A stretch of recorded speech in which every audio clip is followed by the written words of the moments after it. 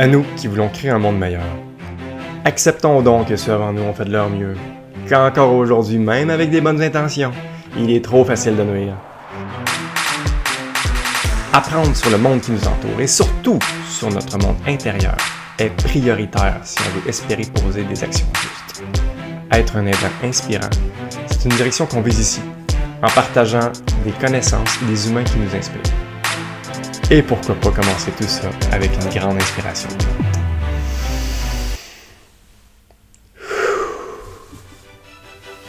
C'est parti.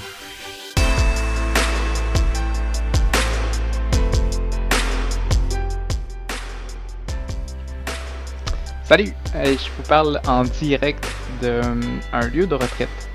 J'avais déjà annoncé ça, Mané, dans un des épisodes là, sur le moment présent, que j'aimerais bien ça, Mané, vivre une retraite tout seul. Puis ça m'a l'air que c'est pas tombé dans l'oreille d'un sourd, puis que ma blonde, elle m'a organisé ça en surprise, à l'aide de toute ma famille et mes amis qui ont participé à ce cadeau-là. Fait que me voici sur place. Je suis dans une petite chambre tout petite, qui est à peu près, je sais pas, 7 pieds par 11 pieds. Puis là-dedans, j'ai mon lit, mon bureau de travail, une chaise berçante, un petit lavabo, puis c'est tout. T'sais, fait que j'habite là-dedans pendant 5 jours. Voilà, je suis dans ma deuxième journée maintenant, puis c'est vraiment intéressant comme expérience. As-tu déjà vécu quelque chose qui ressemble à ça, Michel? No. Non. Passer du temps tout seul dans le bois, par exemple? Ça, Ah c'est oui, ça, t'as fait, oui, ouais. mais jamais dans une retraite, tu sais, dans une bâtisse là, faite pour ça. Là. Ouais. Non. Puis en même temps, c'est ça que je me rends compte, c'est que, tu sais, ça n'aurait pas besoin d'être dans une place comme ça, tu sais. Je pense que je pourrais retrouver le même genre d'ambiance tout seul, n'importe où, dans le fond. Tu sais, je pense que qu'est-ce que ça l'encourage, ce genre d'espace-là, en passant, je suis au centre de spiritualité des Ursulines. Les Ursulines qui étaient une communauté religieuse des sœurs, dont le rôle dans le temps, là, en 1700 ou 1800, là, c'était d'enseigner. Tu sais, il y avait comme deux groupes là, dans l'histoire du Québec. Là. Il y a les Augustines qui étaient comme eux autres qui ont créé l'Hôtel-Dieu de Québec, le premier hôpital en Amérique du Nord, qui étaient comme les infirmières. Puis il y a les Ursulines, qui eux autres ils sont occupés de l'éducation. Fait que ça s'est transformé petit à petit leur rôle dans le temps, mais il y a encore cette vocation-là d'enseignement. Puis là, ben, ils ouvrent je sais pas comment appeler ça, comment c'était avant, mais ils ouvrent leurs portes maintenant à des gens qui veulent venir se ressourcer. Fait qu'il y a toutes sortes de retraites organisées, des retraites en silence, des affaires comme ça. Puis moi, je suis venu dans le contexte de, je suis pas organisé, je fais pas partie d'un groupe organisé. Je suis tout seul. Je suis pas organisé non plus, mais, mais c'est ça. J'ai juste une chambre de louer, mes repas de fournis. Fait que là, je suis dans une place où j'ai une abondance de temps. Je suis ici pour 5 jours. J'ai rien à m'occuper, pas de mission à accomplir, j'ai rien à faire. J'ai personne de qui m'occuper. Puis ça, c'est comme nouveau pour ma tête, là. C'est de vraiment lâcher prise sur à peu près tout. J'ai aucune obligation. Puis ça laisse la place à spontanément des choses qui me viennent comme sensation, comme envie ou bien comme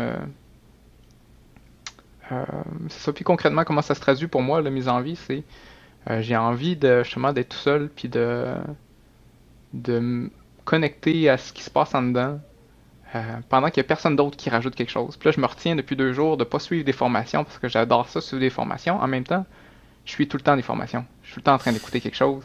Puis là, j'ai pas envie de rester dans le même pattern. Je veux vivre un clash, je veux vivre quelque chose de spécial. Fait que là, je m'empêche d'écouter quelque chose. Fait que je suis plutôt dans le silence. Je me suis quand même apporté un livre pour lire, un livre qui parle du silence. Fait que ouais, d'ailleurs, c'est un livre là, c'est quelqu'un qui me l'a prêté. Merci beaucoup, Cynthia d'ailleurs. Et puis c'est écrit tout simplement là, par un genre de moine justement bouddhiste. Fait que ça, en tout cas, bref, c'est plein de belles choses à appliquer. T'en as pas une, mettons? Un truc sur le silence? Je suis comme curieux de savoir un truc appliqué par rapport au silence. Euh, je pense que ouais.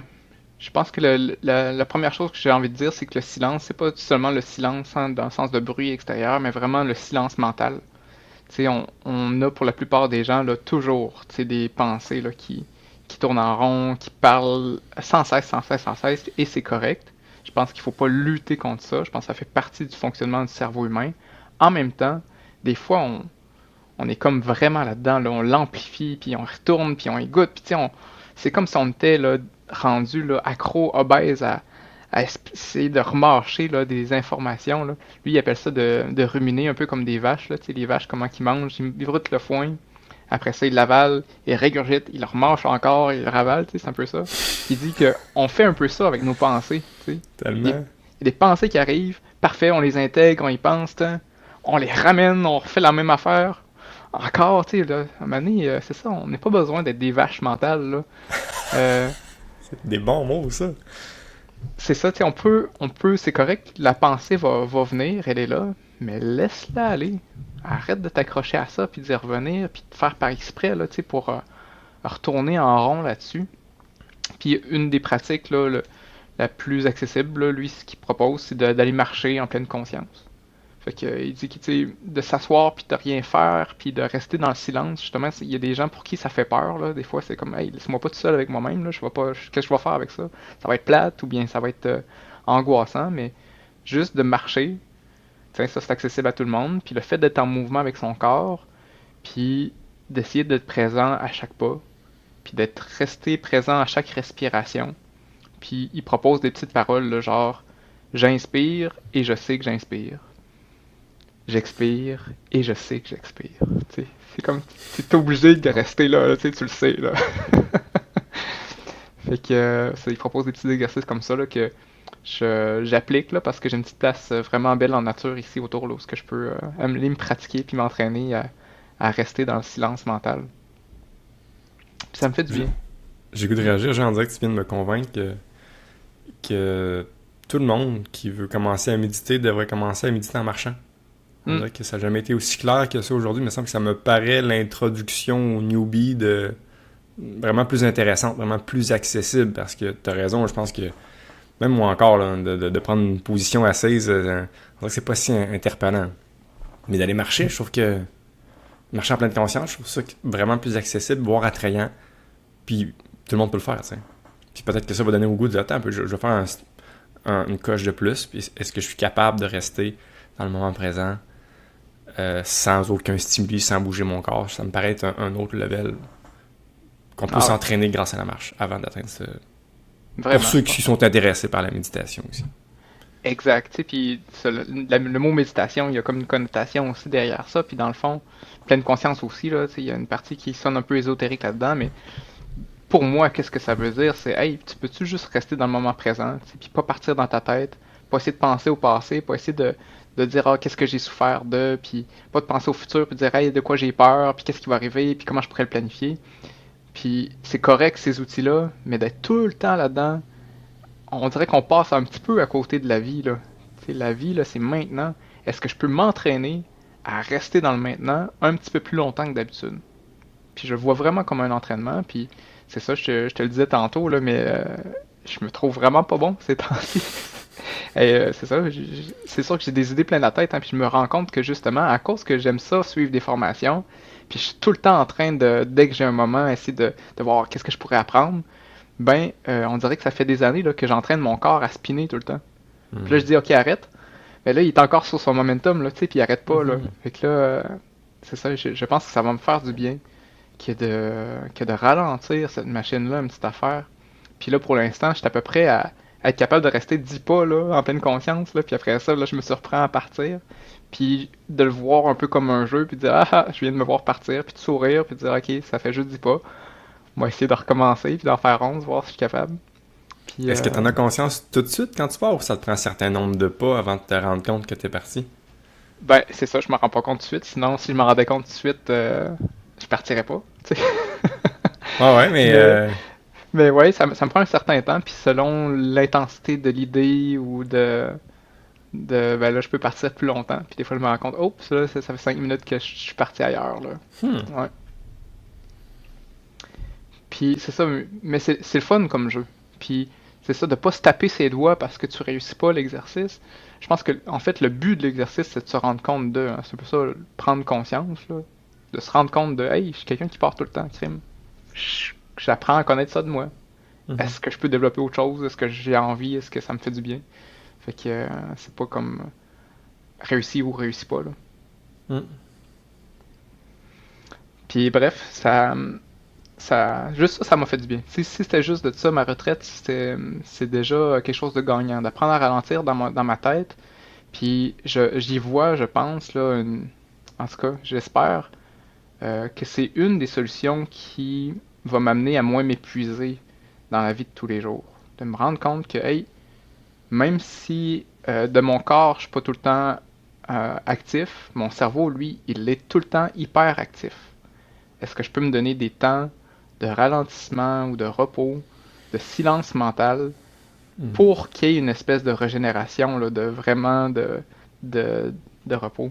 J'ai dans ma chambre ici à côté de moi, là, j'ai tout de suite quand je suis rentré dans la pièce, il y avait cette petite citation là qui dit le vrai silence est le silence mental. Hmm. Il est à l'esprit ce que le sommeil est au corps, nourrissant et rafraîchissant. De William Penn. Fait que c'est vrai, crime. Tu sais, le sommeil, on a parlé souvent, pas souvent, mais on a parlé quelquefois là, du sommeil, l'importance du sommeil dans notre énergie, pour notre corps, pour Ben oui. guérir. Et c'est ça, dans le silence mental, il y a une espèce de sommeil, je pense, qui est intéressant pour pas s'épuiser. Euh, voilà, fait que c'est mon expérience du moment, puis je suis confronté hein, à des freins, genre j'ai peur de m'ennuyer, mettons, ou j'ai peur de pas ressortir d'ici grandi, mettons. Tu sais, c'est comme si Mm. j'étais obligé d'avoir un objectif, mais l'objectif Mhm. pour moi, c'est comme non, laisse aller, puis ça sera ce que ce sera. Puis je pense que de laisser la place au silence, ça m'a permis des choses. Fait que déjà, je me suis réveillé le matin, puis j'avais envie hein, de prendre du temps pour écrire à des gens que j'aime. Parce que je prends pas tout le temps de le faire, puis j'ai souvent cette sensation-là, ce sentiment-là que j'aime du monde. C'est comme ça Mm. m'habite, puis pourtant je le laisse pas s'exprimer parce que j'ai des choses à faire. Mais là j'ai du temps, là. Tu sais, j'ai tout le temps que je veux. Fait que je me suis dit, je vais commencer à écrire à des gens que ça me tente de leur écrire de façon spontanée.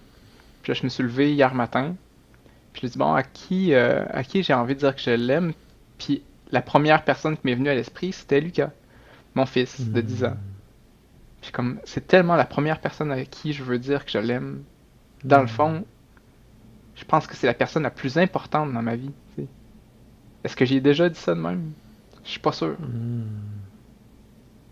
Fait que j'ai pris le temps de lui dire, puis là, je suis déjà plein d'émotions, puis j'ai pleuré en écrivant ma lettre à Lucas. Ben oui. Puis ça, c'est ça. Fait que ça m'a tout, c'est ça, euh, ça l'a mélangé toutes sortes de plein d'émotions, hein, comme probablement une partie de regret ou de deuil que dans le fond, je suis pas tout le temps le père que je veux être, je suis pas tout le temps, j'ai pas autant de temps avec lui de qualité que qu'est-ce que j'aimerais. Puis un mélange de plein de gratitude parce que c'est vrai, je suis vraiment fier de lui, c'est vraiment quelqu'un d'exceptionnel. On passe vraiment du beau temps ensemble aussi. La plupart du temps, le meilleur moment de la journée, c'est quand on a des fous rires, moi puis Lucas, tu sais, c'est tellement des beaux moments. Fait que, euh, fait que c'est ça, de juste d'avoir créé un espace pour vivre ça, prendre le temps de l'écrire, tu sais, s'il avait été à côté de moi, j'aurais été en réaction par rapport à ce qui se passe, à ce qu'il me dit, mais j'aurais jamais Mm. laissé ça monter de la façon que c'est monté, parce que je suis tout seul. Tellement. Puis ça m'a donné le goût de le faire pour plein d'autres personnes, puis j'ai passé une bonne partie de la journée à brailler ma vie parce que je suis tout seul, puis ça me dérange pas de brailler parce qu'il y a personne qui me voit. Puis C'est beau, j'aime. aussi, il y a probablement un mélange de fatigue là-dedans aussi que je me rends compte. Tu sais, je suis fatigué, puis là, ça sort parce que là, c'est la première fois depuis longtemps que j'accepte complètement d'être fatigué, puis c'est correct, je vais pouvoir me reposer toute la journée, là, j'ai pas besoin d'essayer c'est ça, de me tenir réveillé ou rien. Puis je fais des siestes d'ailleurs, là, puis ça me fait du bien. C'est rare que je prends le temps de le faire dans la journée. Puis c'est ça, je me suis rendu compte que probablement, là, à travers la tristesse que je vis, là, euh, que une des choses qui me rend probablement triste en background puis que je laisse jamais remonter, c'est que justement, il y a beaucoup de gens qui me manquent. J'ai l'impression d'avoir des vraiment bons amis, une vraiment bonne famille, et j'ai toujours l'espèce de feeling que j'en profite pas assez. Je leur donne pas assez de temps, ou puis c'est ça, c'est comme en sourdine, c'est sûr. Puis là, je l'ai comme laissé monter. Puis tu sais, j'ai dit tout ça à certaines personnes, puis là, je me rends compte qu'il y a beaucoup de personnes à qui je veux écrire, puis je vais probablement pas avoir assez de 5 jours, et probablement que ça va m'inciter à continuer à faire ça, crime, une fois de temps en temps, là, le Mhm. matin, me lever avant tout le monde, puis de prendre un temps tout seul, puis laisser monter ces affaires-là, puis de l'écrire. Et c'est ça, bref, de me rendre compte que c'est quelque chose qui me manque vraiment dans ma vie, ben, je pense que c'est la première étape pour voir, bon, est-ce que j'y fais plus de place d'abord. C'est juste la tristesse que tu as vécue, Jean? Est-ce Ah, pas du que. tout, pas du tout. Tu sais, il y a beaucoup, beaucoup d'amour, là. Je me Mhm. sens, c'est ça, je me sens tellement chanceux d'être Mhm. entouré par des personnes comme ça, là. Hmm. Incroyablement chanceux, puis ouais, c'est ça. Puis je me sens bien, tu sais, c'est pas de la tristesse, ça sort en pleurs, là, puis des fois j'ai comme envie d'associer les pleurs Mhm. en tristesse, mais c'est pas toujours le cas, là. En tout cas, peut-être que je commence à retenir de ma mère. Ma mère, elle pleure à chaque fois qu'elle est heureuse, là.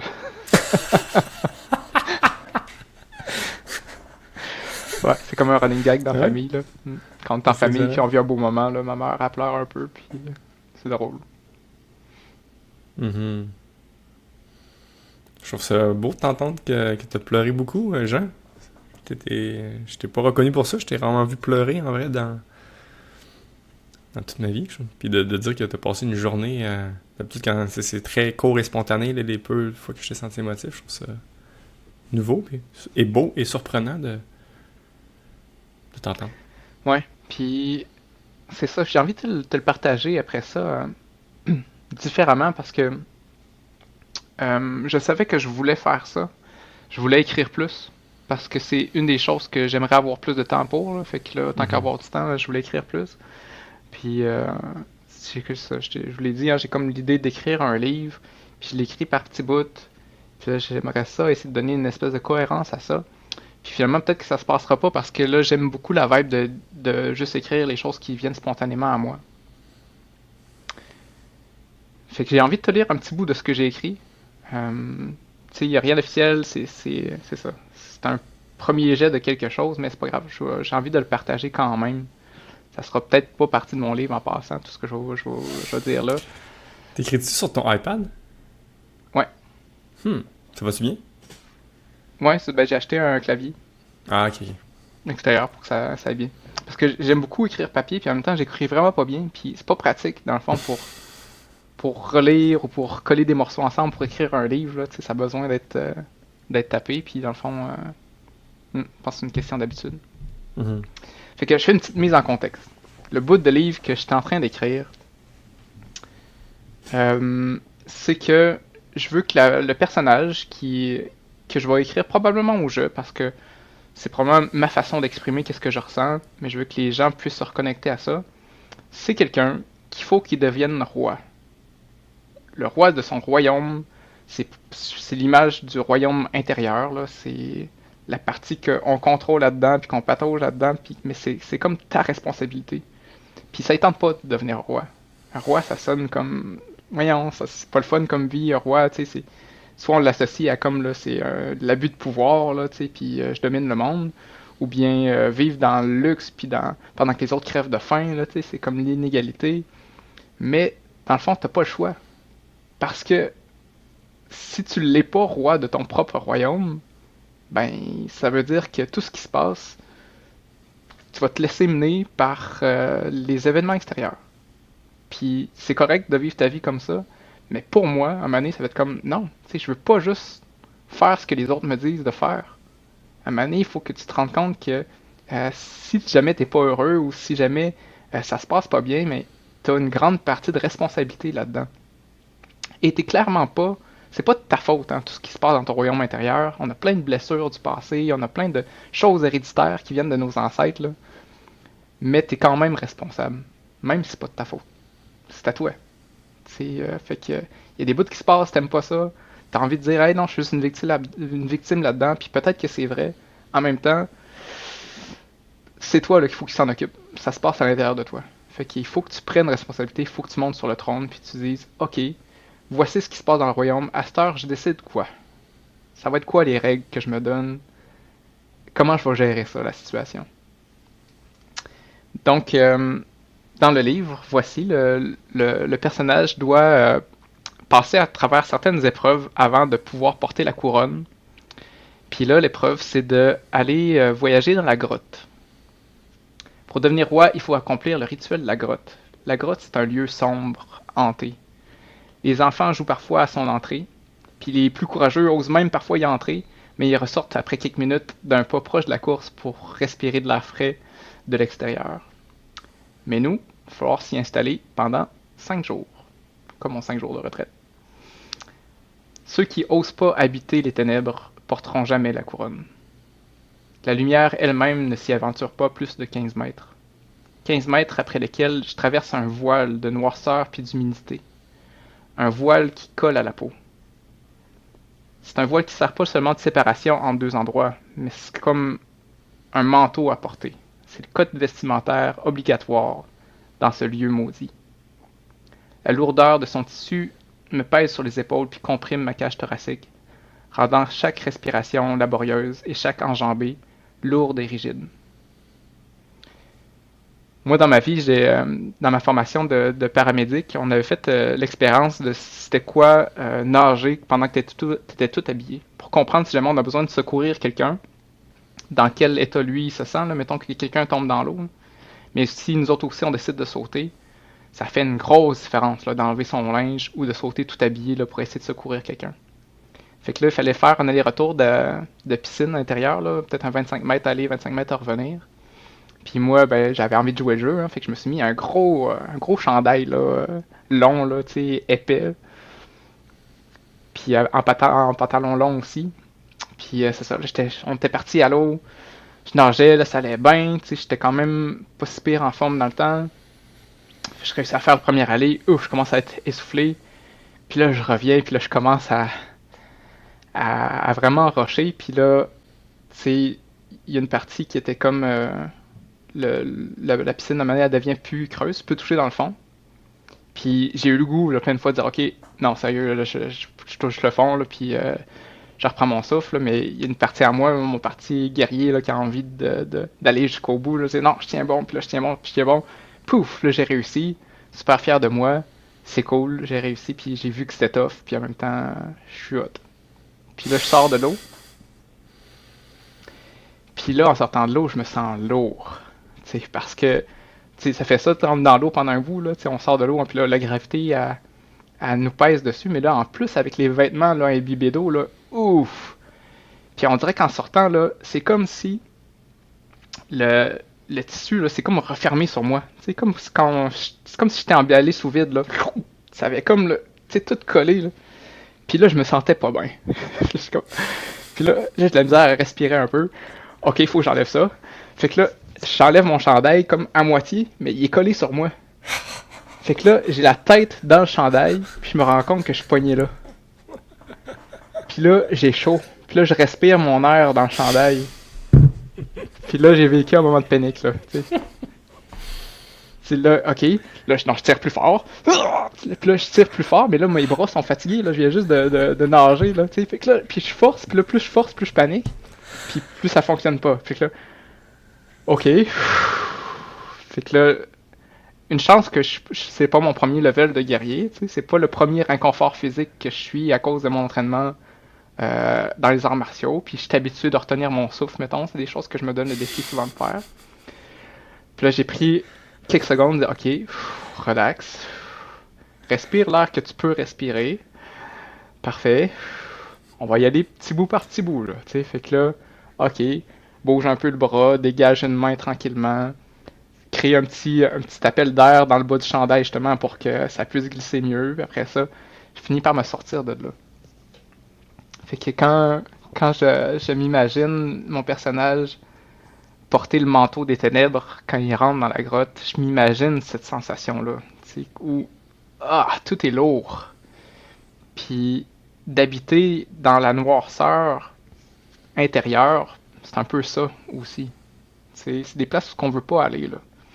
Quand on est dans la colère, la tristesse, la culpabilité, les regrets, des fois on y va un peu, mais on veut vite ressortir à la course, là. On veut pas rester là.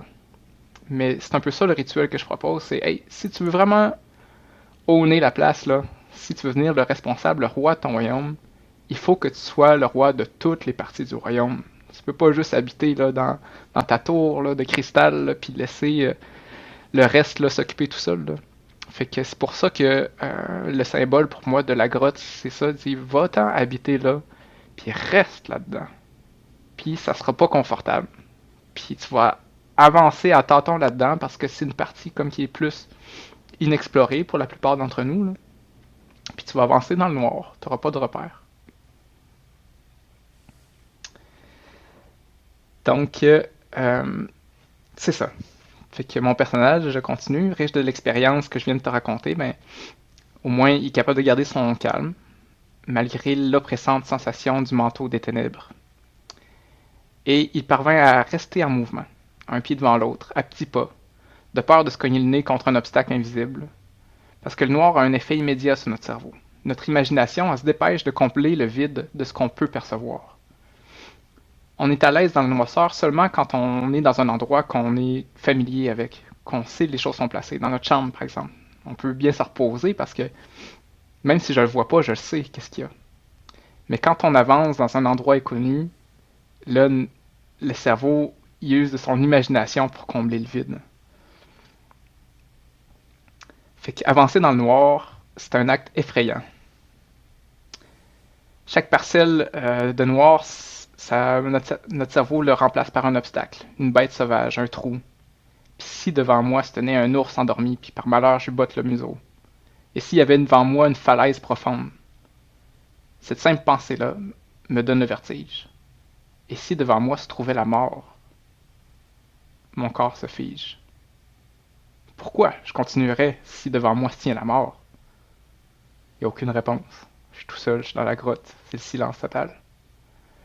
L'angoisse, mon corps est tétanisé. Puis je commence à me demander pourquoi je suis venu ici en premier lieu. Pourquoi devenir roi? Un roi mort, c'est juste un cadavre comme un autre. Pourquoi prendre le risque de mourir? Si aujourd'hui c'était la fin, à quoi ma vie elle aurait servi? Puis face à la perspective de la mort, ben, il y a des flashbacks qui se mettent à défiler. Des événements marquants qui succèdent dans ma tête, comme un montage vidéo, des highlights, des souvenirs de mon enfance, mes frères et mes sœurs qui jouent avec moi. Le soleil est chaud et jaune dans les grandes fenêtres du salon. Ma mère sur un fauteuil berçant. C'est un genre de fauteuil à ressort qui grince un peu là, quand on se berce, recouvert d'un tissu brun, délavé, mais doux. C'est probablement ça mon plus vieux souvenir, ma mère qui me berce, dans sa chaleur réconfortante, en chantonnant des airs qui riment avec l'amour. Je me souviens aussi de ma première peine d'amour.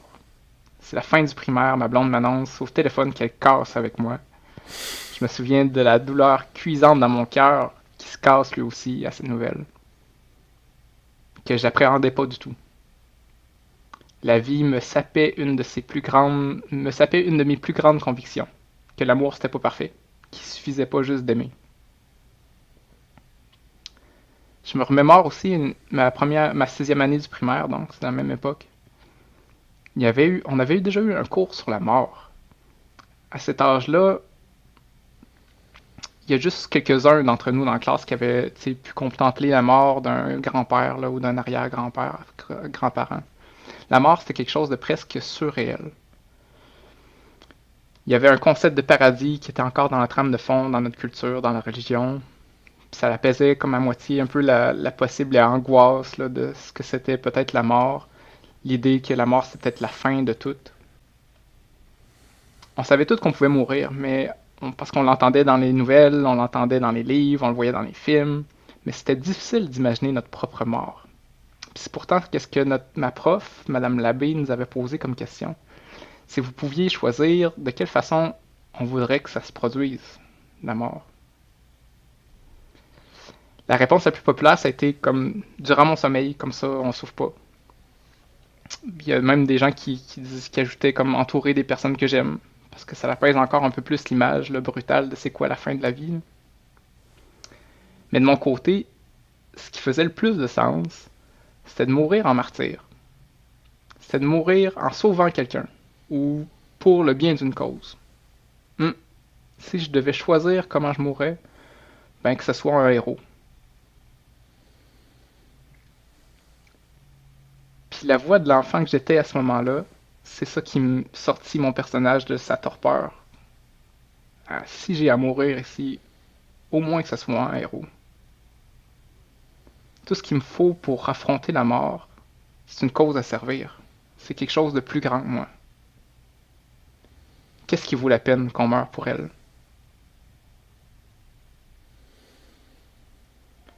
Je suis rendu là dans mon livre. Wow.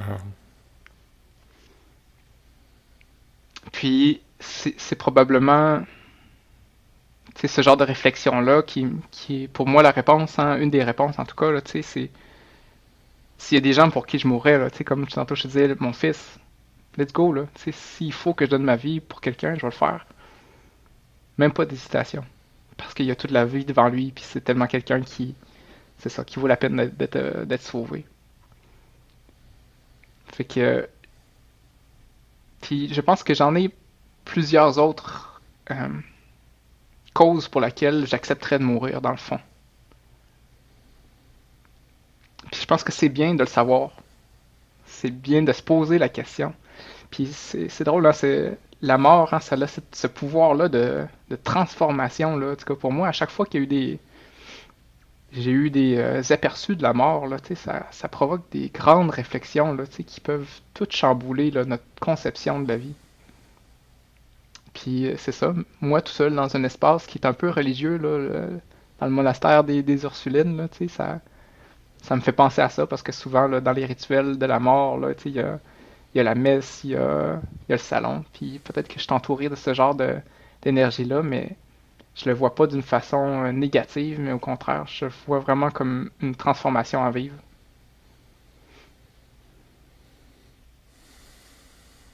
T'écris vraiment bien, Jean. Continue d'écrire, ça te fait bien. Merci, j'aime ça en tout cas, puis ça me fait du bien. J'espère continuer à écrire longtemps. Ce que je voudrais dire, Ouais, en tout cas, je sais pas, j'ai été touché. Je trouve ça vraiment touchant, Jean, ce que t'écris. Ça concerne tout le monde. C'est des grands thèmes. T'as pris une solide coche là, dans ton storytelling. J'étais là. J'ai vécu des trucs là. J'ai été touché par ton souvenir d'enfance. Puis toi, t'en ferais. Je sais pas. Puis je trouve ça vrai. Ouais, je vais ajouter quelque chose là. J'écoute beaucoup Jordan Peterson ces temps-ci, puis j'ai une pensée pour lui pendant que je t'écoutais. Puis qui nomme les trucs suivants. Que la majorité des gens commencent leur vie naïfs. Nous sommes tous. Puis il y en a qui peuvent rester naïfs toute leur vie. Puis on peut même... C'est même encouragé à la limite d'être naïf. À certains égards où est-ce que c'est bien vu d'être gentil, poli, toujours être positif, finalement c'est même encouragé, mais quelqu'un qui est naïf toute sa vie, c'est même pas louable parce que dans le fond, c'est qu'il est comme pas conscient de sa grotte. Il est pas conscient des ténèbres. Puis limite, il fait du déni avec ça, puis c'est difficile d'être confortable, mais il y en a qui sont vraiment faire des savantes joutes de déni puis de distraction, puis être naïf toute leur vie en contournant leur grotte. Puis c'est vraiment louable ça comme vie. C'est vraiment valeureux, c'est vraiment quelque chose qu'on veut encourager. Il me semble que non, je trouve que ça fait un peu mouton, justement, à la limite, là, où est-ce que ce qu'il lui suggère, entre autres, c'est justement de la visiter ta grotte. Puis de passer le stade cynique, parce qu'il y en a aussi que l'autre stade, c'est justement t'es naïf, il arrive une shit dans ta vie, puis là, ben tu vires cynique. Tout est de la merde, tout est pourri, puis tu peux facilement rester là. C'est limite mieux, c'est mieux conscient, du moins, mais c'est vraiment louable, comme ça, de passer une vie cynique. le reste de ces jours parce que tu as été heurté par ta grotte puis qu'à la limite, tu es resté dedans, tu sais, puis que tu penses qu'il y a des grottes partout. Puis à la limite, il y a des grottes partout. Mais finalement, le troisième stade, c'est d'être conscient de ta grotte, big time. Tu sais, il nomme des mots frappants, il dit que tout le monde est un monstre. Mais c'est ça. Ce qui est louable, c'est de prendre conscience de ton côté monstrueux, de côté laid, puis de rester gentil pareil. Puis de vouloir aider les autres pareil, même si on est tous caverneux, monstrueux à certains égards. Puis tu l'embrasses, genre tu le vois, puis tu l'acceptes, puis tu brasses là-dedans. C'est peut-être un chemin plus valeureux qui a le plus de sens d'y aller vers là. Fait que je trouve ça vraiment cool. Ça concorde avec un psychologue qui est dans le plus populaire au monde. Fait que c'est cool, Jean. Ouais. Oui, j'aime beaucoup ça. Puis je savais pas trop dans quel ordre te le présenter, mais ce qui m'a fait écrire ce bout-là, c'est que je me suis réveillé le matin. Puis c'est ça, j'avais entendu ce même genre-là d'idée. Je me disais, hey, il y a quelque chose à l'intérieur, on a toutes des graines de mal ou de choses qu'on veut pas voir, mais ils sont là, tu sais. Puis c'est bien de le reconnaître. Puis, ouais, je pense que je vais te le dire aussi, là. Je suis parti, peut-être que ça fera un épisode trop long, on le coupera au pire. Mais, Ah, c'est cool. C'est super intéressant, Jean. Puis pendant que tu trouves ton document, là, il y a une phrase, je sais pas qui l'a écrit, là, mais qui met en peu de mots ce qu'on vient de dire. Mieux vaut être un guerrier dans un jardin qu'un jardinier dans une guerre. Je la trouve punchée, puis wow. Je la trouve comme vraie. Parce qu'en plus, dans le fond, c'est une question de temps avant que chacun vive sa guerre. Tout le monde va vivre un moment difficile, finalement. Peut-être pas une vraie guerre, on se le souhaite pas, quoi. Ça se pourrait aussi. Mais tu sais, l'idée est que tu vas vivre des moments difficiles. T'as aussi bien t'entraîner pour être, tu sais, fort pis tough. Puis c'est ça, quand t'es fort pis tough, tu peux aussi être vraiment aimant pis doux aussi, là. Tu peux aussi le faire, fait que... Ouais. T'sais, embrasser notre côté, là, on est encore des grands singes blancs bestiaux, on est encore, tu sais, on aime se croire élevé, mais on a quand même vraiment une part d'ombre, une part bestiale qui est vraiment plus proche qu'on aime le croire. Puis de l'embrasser, d'assumer qu'on est dangereux, d'assumer qu'on a une part de méchanceté, puis qu'on pourrait faire du mal à du monde, on pourrait en détruire. Mais finalement, d'avoir toute cette puissance-là, tout ce caca-là, toute cette grotte-là en nous, puis pareil, faire du bien, là, ça me paraît être héroïque, genre, comme chemin. Ouais, c'est beau ce que tu dis. Vraiment.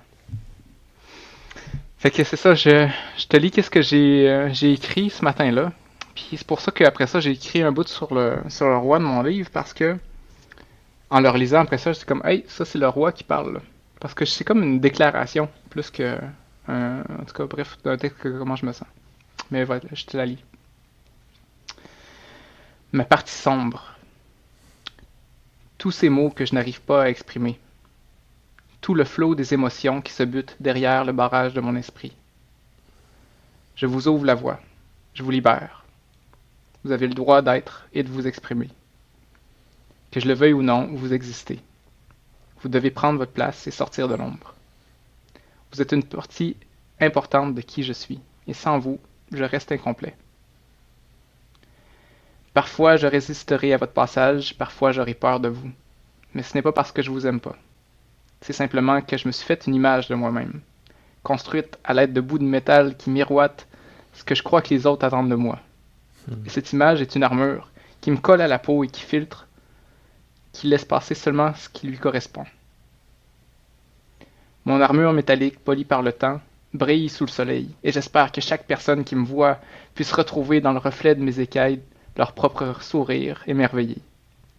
J'espère pouvoir être un phare qui guide le chemin. J'espère que, en me regardant, ils se sentent confiants et en sécurité, parce que le chevalier est là pour eux. Il n'a jamais perdu un combat. Il est discipliné. On le voit à son accoutrement immaculé. Cette image est restée collée à mon subconscient et chaque parcelle de personnalité qui n'y correspond pas alerte mon système de préservation. Mon corps lutte pour ne pas perdre son identité, pour ne pas avoir à se redéfinir et risquer d'y perdre les relations qu'il a conquises, pour ne pas perdre mes acquis, pour lesquels il a fallu souffrir, endurer, réprimer. Mon armure sert à rassurer les gens qui ont peur, me sert à me rassurer moi. Mais au nom de ma mission, au nom de pouvoir grandir puis mieux aider, je décide d'éclore du cocon douillet de ma personnalité. J'accepte les menaces d'un moi inconnu. J'ai confiance aux gens que j'aime. Je sais qu'ils m'aimeront aussi dans ma nouvelle forme. Que mes propos maladroits soient des pas qui me mènent vers les bons sentiers. Sans eux, je n'avancerai pas. Ou avancerai-je seulement là où on me pousse. Que mes peurs soient le bouclier qui protège ce qui m'est précieux. Qu'elles m'aident à identifier mes vulnérabilités. Que ma colère soit une flèche, directe et implacable, contre l'injustice et le déshonneur. Qu'elle soit la preuve de l'importance de mes valeurs. Que mes larmes soient une voie navigable qui relie mon cœur à ceux que j'aime. Qu'elles se glissent dans les craques de mon armure. Que mon immobilité soit le sommeil que requiert mon esprit essoufflé. Elle est la clairière qui régénérera ma joie et ma volonté. J'accepte de libérer le loup noir qui m'habite. J'accepte qu'il morde et griffe, qu'il aboie trop fort. J'accepte qu'il repousse les gens qui viennent vers moi. Je ne suis pas son maître, mais nous nous comprenons et nous nous respectons. Nous voulons la même chose. Nous voulons une vie qui fait du sens. Nous voulons vivre, aimer et mourir en paix.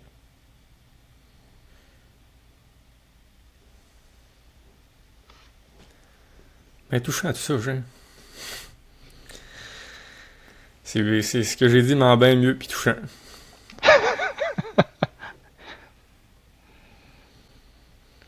Ouais, encore envie de brailler.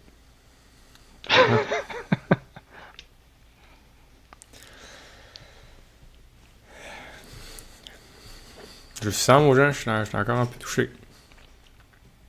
C'est vraiment beau pour elle, en tout cas. Écris-le, ce livre-là, Jean, ça me fait déjà du bien, même par ces petits bouts-là.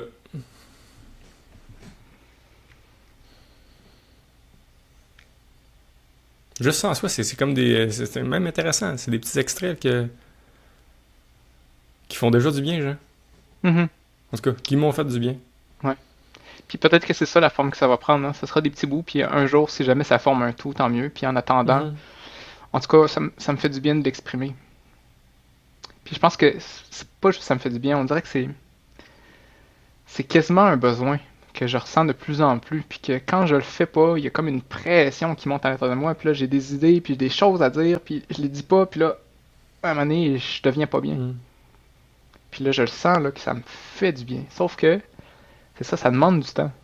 Tu sais, ça m'a demandé une préparation, un endroit, une atmosphère pour que ça puisse sortir, parce que ça sort pas sous commande, là, tu sais, c'est comme, ce matin-là, c'était là, ben, je suis parti. Mais si je m'étais dit, je sais pas, moi, en courant de semaine, le matin, ok, j'ai une demi-heure, let's go, j'écris ça, pas sûr, là, Ouais. tu sais, que ça aurait pu, en tout cas, ça aurait pas pris la même forme. Ça aurait pas été aussi représentatif de ce que je ressens. Ça aurait été plus dans la tête. Et c'est ça. Puis voilà, j'ai hâte de revenir dans la vraie vie dans quelques jours pour voir si l'expérience aura été assez forte pour me convaincre d'incorporer des petits bouts de retraite dans ma vie quotidienne. Puis de faire en sorte que cette pression intérieure, ben, je l'accumule pas trop longtemps, puis que j'aille des, des exutoires là, dans ma tête, dans mon cœur, pour que je puisse les vivre plus librement. Puis c'est ça, nourrir les parties que je nourris pas habituellement dans le rythme de vie que j'ai. De pas juste nourrir mon rôle de thérapeute ou de père ou de personne qui donne l'exemple, mais nourrir aussi, c'est ça, la tristesse qu'il faut qu'il monte, de nourrir la colère que j'ai envie des fois d'exprimer mais que j'exprime jamais. Là, c'est ça, cette déclaration-là, c'était comme un appel intérieur, de hey, ça existe tout ça, là, tu sais, laisse-le parler.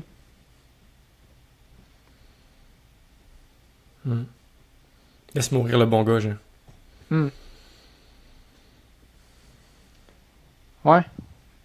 C'est vrai, hein, la mort, hein, c'est pas juste comme la fin de tout. Des fois, il y a des petites morts à vivre, là. Puis je pense que ça n'est une. D'accepter, là, de changer, là, c'est faire le deuil de qui on était, là.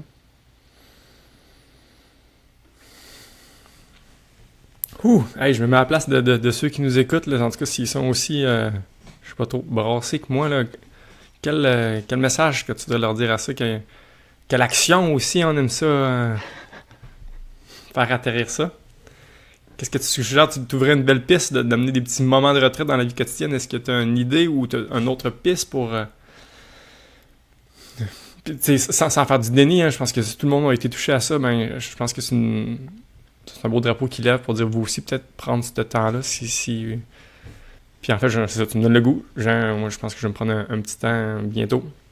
Mm-hmm. Puis mettons temps, moi j'en donne une piste là, où est-ce que inspiré de Claudine, qui a fait sa tente rouge à chaque mois, inspiré du cycle féminin, là, un rythme d'une fois par mois, c'est peut-être un rythme intéressant. Tu sais, tout entendu comme 36 ans avant de faire ce temps-là. Pourquoi pas une mini-retraite, 5 jours, c'est vrai que c'est pas donné à tout le monde, mais pourquoi pas, c'est ça, je sais pas, une soirée, un soir de semaine, là, où est-ce que tu t'en vas prendre un café ou je ne sais trop, tu vas prendre une marche dans le bois, tu sais, ceux qui ont des familles, une petite pause de routine de dos puis routine souper, une fois par mois, ou encore mieux, en 24 heures, tu vas voir un ami, je ne sais trop, là, mais je pense que ça va être un beau checkpoint pour laisser de la place à tout ce qu'on laisse pas de place, parce que la vie va vite. Je pense que ça en est une piste qui monte en moi, mais toi, Jean, qui vient de le vivre, qui a ça imprégné dans tes os en ce moment, qu'est-ce que tu aurais à dire à tous ceux qui nous écoutent, qui sont touchés par ton message?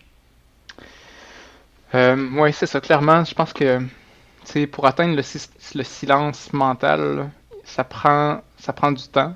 Il faut réserver du vrai temps. Je pense que c'est pas une méditation de 5 minutes qu'on peut arriver à déballer ça. Fait que oui, se réserver du temps. Puis moi, je suis dans ma 2e journée. Là. C'est pas si long dans une vie. Là, là, je m'embarque dans une retraite de 5 jours, là, mais j'ai déjà vécu plein d'affaires après une journée. Là, fait que voilà, c'est pas si hors de portée que ça, je pense, pour tout le monde. J'ai envie de dire, même si tes parents, ça se fait de faire un tag team avec ton conjointe pour dire, hey, je prends une journée, tout seul, puis je m'en vais me faire face à moi-même, puis à ce que j'ai besoin de vivre. Puis sinon, encore à plus petite échelle, j'ai envie de proposer que le matin, se lever tôt, je sais que tu l'as déjà essayé, c'est pas parfait non plus pour tout le monde, mais s'il y a quelque chose de beau là-dedans, parce que se lever avant les autres, t'es tout seul. On dirait que la ville dort encore, on dirait que la nature dort encore, puis toi t'es debout. Quel beau moment tu peux prendre dans ce temps-là pour juste laisser parler ce que tu as à l'intérieur, sans avoir encore lu tes courriels ou regarder Facebook, puis remplir ta tête de ce qu'est-ce que tu as à faire. Là, juste de prendre cette demi-heure-là, j'ai envie de dire, là, te lever une demi-heure avant les autres là, pour vivre un moment tout seul. Je pense que ça peut être une belle première action. Merci, Jean. Hey. Merci de nous avoir écoutés. S'il te plaît, fais en sorte que les émotions que tu viens de vivre, les idées que tu as dans la tête, ils s'envolent pas en fumée. Fais-le atterrir dans la réalité avec des actions concrètes. Et pour ça, il n'y a rien de mieux que de se rassembler avec des gens crinqués qui sont dans l'action. On a créé le groupe Level Up. Va voir sur inspire-x.ca/levelup. On a super hâte de te rencontrer.